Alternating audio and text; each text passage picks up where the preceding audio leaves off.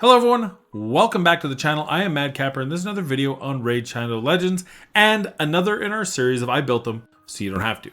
Today we're going to talk about a champion that I feel is often overlooked.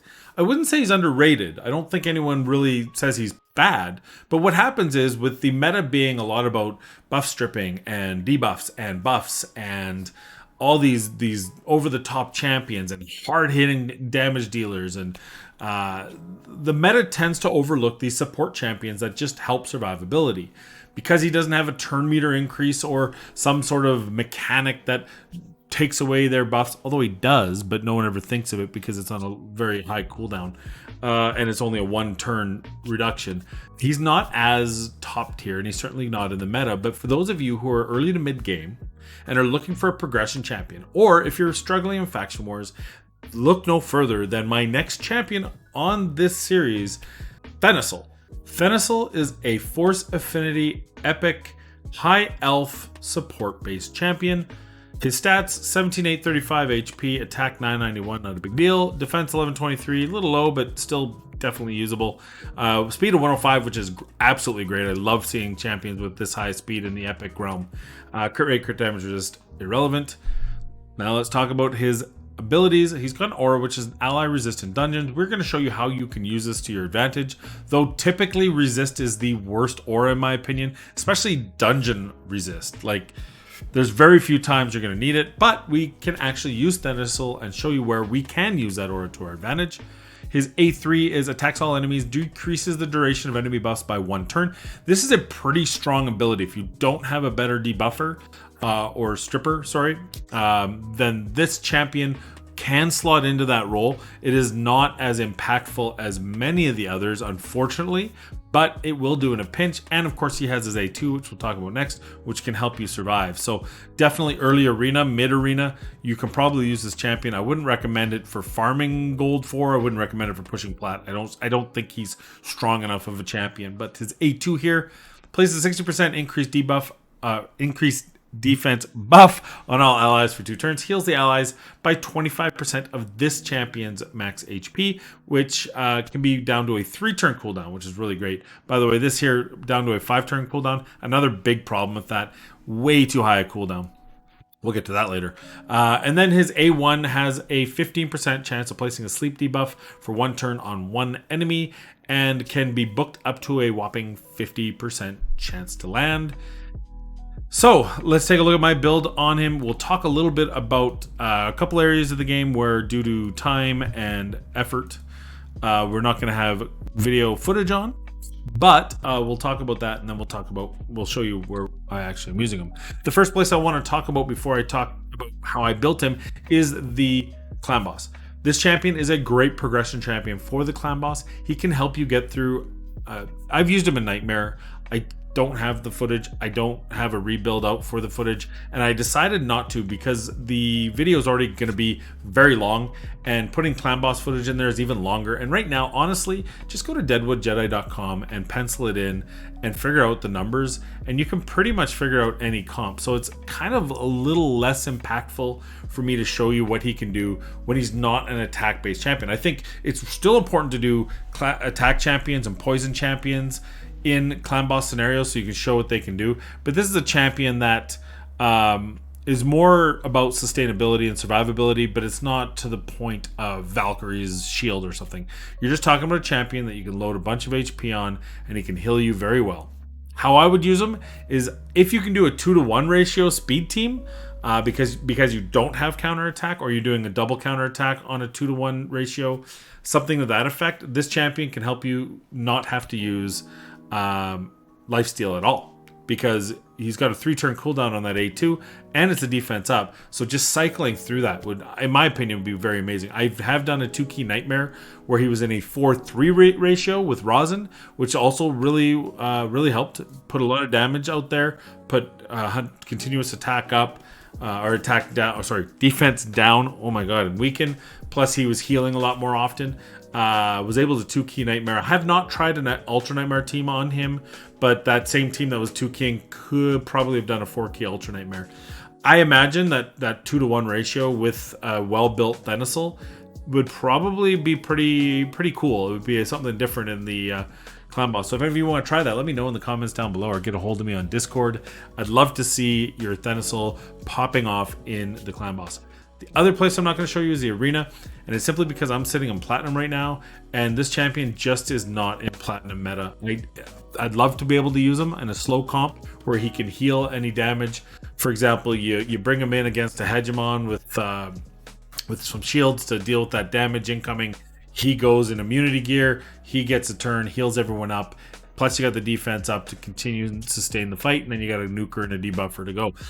In theory, great ability. Maybe even this is your shield champion. Would love it, but unfortunately in platinum, it's a little tough to just whip together a champion and bring him into that level, especially when it's not a champion that's currently in meta. So I apologize. Definitely early game, yeah, use him. Just make him as fast as humanly possible with as much HP as you possibly can. Whether you're in bronze 1 or silver 4, he's gonna help you because he's gonna be able to put oak skin up. He's gonna be able to heal your champions as they get injured, and if you make him fast enough, he's gonna cycle through those turns as much as possible. Now let's look at how I have him built. So I have him in, as you can see, Immortal Gear and Speed Gear. We want HP, we want speed, we want accuracy. We don't need a ton of accuracy because we're not playing with him in the arena. We don't need a ton of defense as long as we have good HP, typically more than survivable. So what we're looking for here is the combination of such, which we have, keeping in mind that the ceiling of this champion is much higher than what mine currently sits at. You can have a champion you can probably get 100k on this with the best gear that I have on my account, but my best gear goes to my clan boss and my arena team, then to my core dungeon team that I need for farming, like Spider, Fire Knight especially, Dragon, and then my Faction Wars teams third. And I'm trying to build out all my Faction Wars teams now so that I don't have to swap any gear whatsoever. So that's the ultimate goal. And so Thenasil gets some good gear. It's some pretty good gear, but it's not... as you can see, for example, great HP stack, but I don't need crit rate or crit damage on him. It's not a huge deal for him. On the flip side, not a whole lot of HP champions that I'm currently using that need that crit rate or crit damage without speed on it. So it's kind of that give and take. So it's some good gear, but it's not that crazy over the top gear. And as you can see, 71,000 HP, attack 2,000, 2,200 defense, 196 speed, and 282 accuracy. As for masteries, I did not want to spend the 150 gems to redo this. This is not what I would recommend. I was trying this out for a specific comp in the arena some time ago and never changed it back because frankly I didn't need to. But defensively, I like having the decreases damage when crit rate because typically you're going to be up against champions that can crit rate. Being that I'm only using him in Faction Wars right now, you could easily go with Tough Skin and then down to Blast Proof for those sort of things. You don't necessarily need this. And then we're just going to Selfless Defender to help mitigate some of the damage from other champions. I would go Cycle of Revenge instead of Master Hexer. And then we'll talk about where instead of Eagle Eye. On the support side, I do go down the accuracy side so that we can use that A1, A3 with some reliability. And we want some turn meter boost on him because we want him to get to his heals quicker. If you're in the clan boss, ignore support, go defense, offense, and of course don't go Cycle of Revenge. You want to make sure that you're not turn meter and getting yourself out of speed tune. But I would actually go Timely Intervention on this champion because it's a heal champion. Your champions get low on health. He gets a turn meter boost, then he heals your champions, and you survive is kind of the theory behind that and the push behind that. Overall, I love, this works really well. Like I said, these two are wasted. You just don't need Eagle Eye. You're not going to build out this champion to have that much accuracy. So if you're not going for 600 plus accuracy to compete in platinum, you probably don't need the 50 accuracy. Maybe early game you might if you're one of your first masteries, and then as your Great Hall improves, you can take it away from him. That might be another option. But again, I recommend Timely Intervention, Cycle of Revenge, and then probably not Improved Parry. Probably would go this way over here, somewhere over here, whichever you want to do. You don't necessarily need the 10 resist either. You can go to the defense. All right, so what we're going to do now is we're going to go to Faction Wars. Going to show you some Faction Wars runs with them, one with my farm team, one with a different team that's a little bit more accessible, and then we're going to run a couple of dungeons, and then we'll have my final thoughts. So we're doing this in reverse order of what I thought it was, but no big deal. So this first run is going to be a kind of a generally usable composition. You can see I have 3 rares and 2 epics, Tayrel and of course Thenasil. And then I have a starter champion, Elaine, with a Reliquary Tender, one of the best rares in the game, and Apothecary, probably the best rare in the game, arguably at least. So you can now see how the 3 of them are going to synergize very well, especially on the second wave. You see she's going to get hit, and then, you know what, you've got lots of heals out there. You've got plenty of opportunity. You've got the actual heal debuff, which could be problematic, but of course that's why we bring Reliquary Tender in.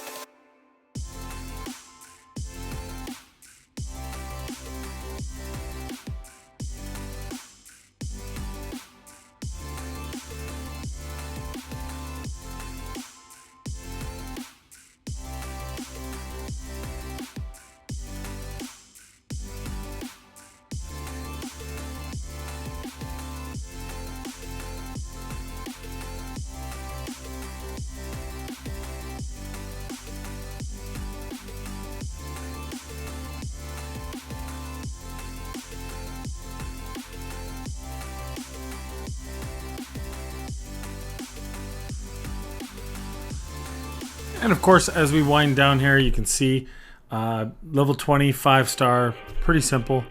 And again, with a perfectly accessible team out there, no legendaries, 3 rares, and good gear, fair, but good to go. Now let's take a look at how I used my champions. Bring in the legendaries, and this is obviously a decidedly faster run than that. Having that speed boost is awesome, and then, you know, Ethos being Ethos, doing what only he can do, and in Relentless gear, so he can do what he does best over and over and over again.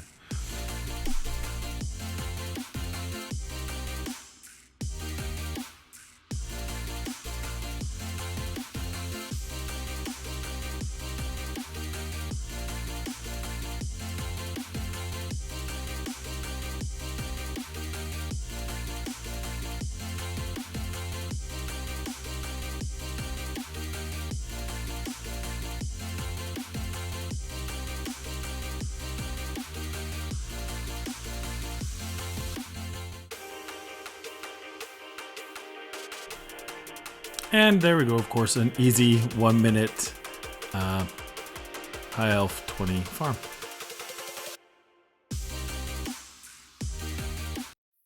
So here we are in the spider dungeon. We've got Thenasil. I've switched him up ever so slightly. Can you believe I don't have a resistance banner for High Elves? I've never built out a champion with resistance, and I've never kept one. I've obviously never gotten a substat speed 6-star. So we're keeping accuracy. We've had to make a few changes, but very nice. We actually didn't even have to change this. We had this huge resistance on him already.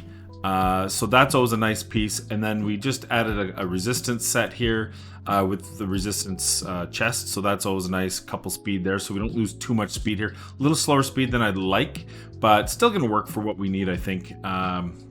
And of course, only 50% HP, but we'll definitely make that work as well. So the rest of his gear is still pretty good. We still got double HP here. We have double HP.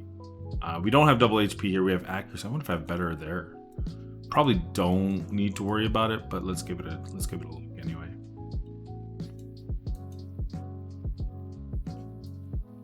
Because it's not going to be long enough as it is. I should probably make this a longer video. Ooh, quad crit rate on 5-star. Oh, that almost, it feels good and hurts at the same time. Nope, okay. So this is what we're going to go with. He's still got 57k HP. We are sacrificing the HP chest here for resistance, which ultimately, if I had a resistance banner and wasn't an idiot about it, we wouldn't have to do that. So whatever, we're going to do it. We're also going to put him in the lead. So he's got more than enough resistance. He should be able to resist most of this. And where you're going to be using this is in those kind of early days before we had Miscreated Monster, we had to come up with creative ways to be able to handle the spider. And one of my favorite ways that I used for a very long time until I was able to pull Miscreated Monster myself was to put a weak affinity tank. Now we don't have to use rosin because we want to feature Thenasil in this role. So I just have to get the right squad here. I need a Royal Guard. Typically, the reason why you'd need this is you can't burst it down right away. Make sure I get the one that can actually reduce turn meter. 216, that should be good, right? 238, oh, that's the right one. By the way, have you ever noticed that? I could swear I clicked on that one, and then they swapped. I've confirmed it happened before, so I don't know if I'm just losing my mind or if they just automatically changed because that's the last champion you looked at. I don't know. I don't trust it. So we've got a turn meter, we've got damage with turn meter, we've got heals, and a weak affinity tank. Now all we need is some more turn meter burst, and of course we have the perfect, we have the perfect champion not to use and the perfect champion to use. So we're going in cold, we're going in hot. Let's give this a try. Let's see what happens. Right, that's the biggest thing is that if you can reduce the chance for them to take a turn. I don't have a defense down weakened, so this is probably the worst team anyone's ever put together. Royal Guard needs to land it, I think, is the key here.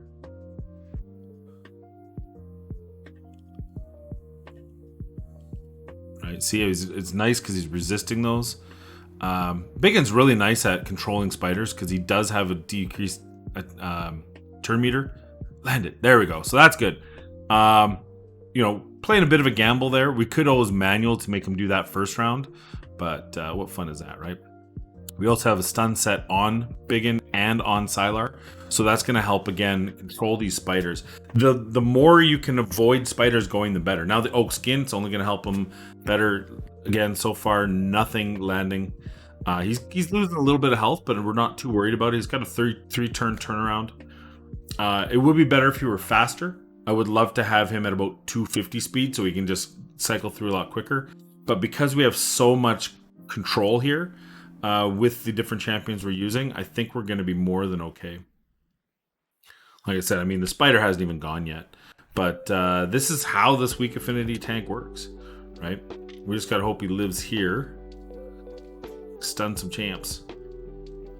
Might have to speed him up a little bit. Just a little bit. There we go. Well, he healed himself for 17.5. Not bad. I think that's going to work. There, the big turn meter reduction. God, he's such a good champion. There you go. And that was him. Like, obviously, if we're building this out, probably want more health. Because, if I could have 70k health with the resist banner, but I wanted to show you that just having that resistance can make him an easy tank.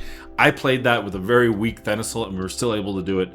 Turn meter, turn meter, turn meter. If you don't have, I mean, this isn't a spider video, but I've done spider videos. Here's another example. What wins this is turn meter, crowd control. Biggin and stun set, Sylar and stun set, they both have turn meter reduction. Thenasil has timely heals with the oak skin, and should have had 70k health. He came in much lower just to be able to show this. So there's him in Spider 20. I'm not going to bring him into every dungeon. I think this will be a good example of what he can do in every dungeon. Just keep in mind that he's going to be targeted in the Ice Golem, but similarly to the Spider, he can handle being targeted. He's got this toolkit. You build him out good HP. I just want to show you, of course, we moved him back to his original artifacts so that he's got that 70k HP. We're going to bring him into the Dragon. I think that's a place where you want to get some speed runs. May not have the full team to do so. We're actually taking out Ethos for him, so it's going to give us a little bit more need to sustain in those first runs where Ethos clears out the waves very quickly. But if you don't have that champion that can really just clear out this first wave, you're probably, especially the second wave, I think this one will be fine. Obviously the Royal Guards do their thing, but this one you're probably going to need to heal at some point. So here's the opportunity. You have the champion to do it. He puts it on early. This isn't the worst thing because it is on a 3-turn cooldown, and it is going to absolutely reduce the amount of damage they take because he's got the oak skin, right? The increased defense. So that's actually a huge piece. It would be better if he used it after they took damage, but that's going to happen if your team's a bit slower. My team's fast enough that they kind of push through that. But let's just kind of go through here. Again, pretty simple, but there, you've got full heals. You know that this dragon's going to come after you here. I don't think I can one-shot the dragon with this team. Oh, I did. Okay, never mind. So 51 seconds to give this perspective. I do 51 seconds with Ethos. I think my last video, I do a video with Venus and Ethos instead of Thenasil, and it's also 51 seconds. So I don't have it on unlimited, but you can see it's still a sub 2-minute. Royal Guards, it's about keeping them alive and putting up that oak skin, healing them up. If that dragon goes, and sometimes that dragon will go, depending on the RNG of your second wave especially. So this is just going to help you get through there real quick. He's going to be able to heal you up. Obviously, my final thoughts, Thenasil is an amazing champion. He's a champion that's going to help any team out there progress from the early stages into the mid game and even towards the late game.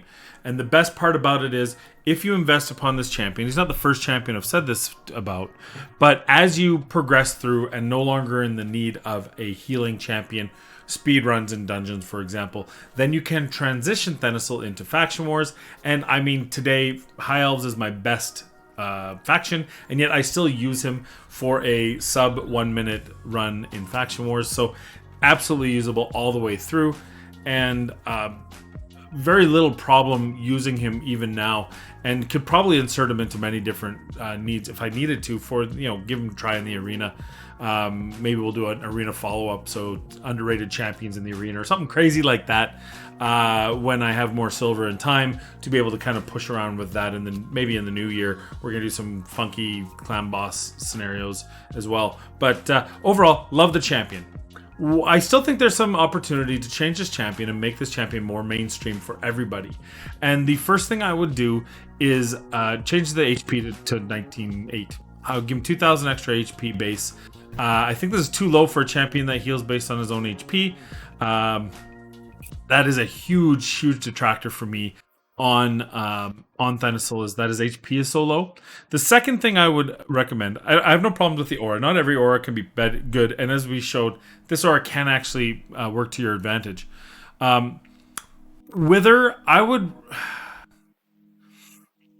almost want this to have something more. I feel like if it's going to be a 5-turn cooldown and you're going to book it, something like adding block debuffs to yourself, or add the duration, one duration to your team. And maybe I'm getting a little bit over the top, but I just think, who on 90% of the teams out there is Thenasil going to replace?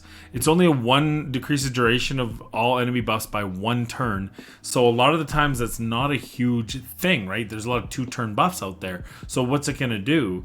You have to sustain yourself for a full another round before you can make this be worth it. Probably not likely. I'm okay with this, and of course this will be improved if we give him a better HP. And I'm actually even okay with this. You know, most A1s shouldn't be OP, and this gives you just an added ability that you can, a good throwaway or a good extra cherry on top type of piece. But what's more, it's less about his kit. His kit's fine. Yeah, I would like him to have some kind of additional mechanic, and that's only because some of the champions out there nowadays have those extra mechanics that really kind of pushes Thenasil out of the limelight. But even beyond that, and it has to do with all healers, and it has to do with this here. Having heal as multiplicative rather than additive absolutely ruins books. Epic books.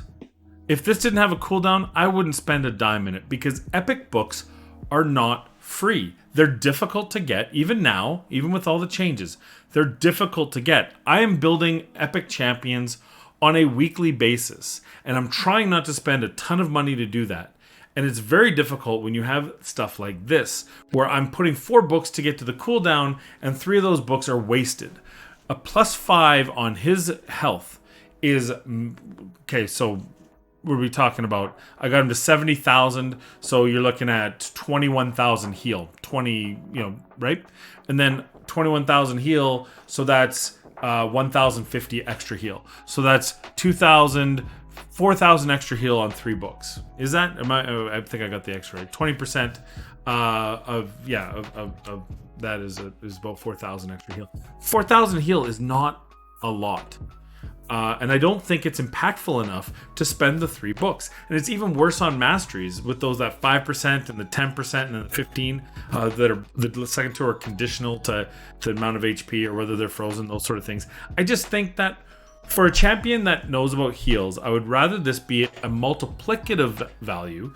In other words, it adds to an additive value as opposed to a multiplicative, where it adds to that base 25%. It doesn't have to be 5%. If it's 2, 2, and 5, right? That's beautiful. 10% of the actual thing, now it's 35% of his total health. That both reads better, it's easier to understand, and it makes it more impactful, or at least it makes it more understandable so that we know what we're actually getting. 5%, doing math, depends on how much HP they have. Why not just make these things additive, even if you have to adjust the heal levels? So that is my takeaway to make Thenasil better, is to change the way that you calculate the add-on heals. You do it for buff, debuff, do it for heals. Make it an additive thing, not a multiplicative. That's all I have for you today. I hope this was useful. I hope you maybe see Thenasil in the same light, or maybe you already knew all along what a great champion he can be for an account. Tell me what you think. Tell me your thoughts in the comments down below. Finally, I want to thank you for joining me today. I want to thank you for watching this video and supporting the channel. Please like and subscribe and share it with all your friends and family and coworkers and everyone else. Be safe out there. Be kind out there. Practice social distancing, and we'll see you in the next video.